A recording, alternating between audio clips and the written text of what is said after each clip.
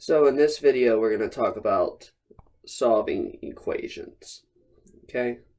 And there are many different ways in which you can solve an equation, okay? So we're going to talk about solving equations.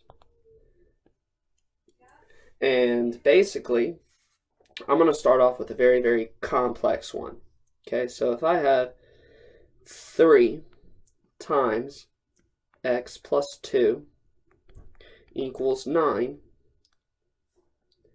basically you have to follow your rules of operation. So PEMDAS, okay? Now there are 2 ways in which you can immediately solve for this. One way is instead of getting rid of the 3 and distributing it throughout, is I'm going to divide both sides by 3. That'll immediately cancel out the 3 in front, and I'll be left with bx plus 2 equals 9 divided by 3, which is 3. Drop your parentheses, you'll get x plus 2 equals 3. Subtract 2 from both sides of the equation, and you get x equals 1.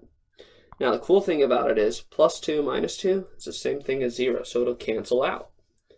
Now that's one way you could have done it very, very easily. Another way in which you could have done it is you could have taken this 3, okay? This is the way I would have done it because it's faster. I like that way. The fastest way is always the best way to me. But essentially, what people get hung up on is this rule right here. They'll take this process and they'll distribute the 3. So you have 3 times x plus 2 equals 9. What they'll do is they'll take the 3 and they'll distribute because of the distribution property, and they'll get 3 times x plus 3 times 2.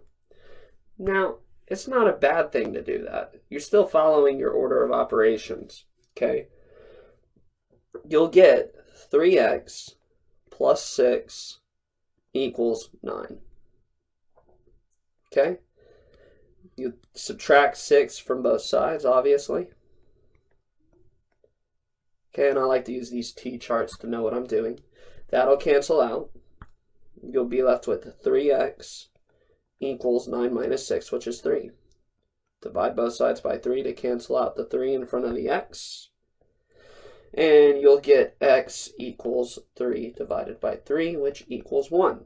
Well, that's what we got right here. So we got x equals 1 here, and we got x equals 1 there. They're the same thing.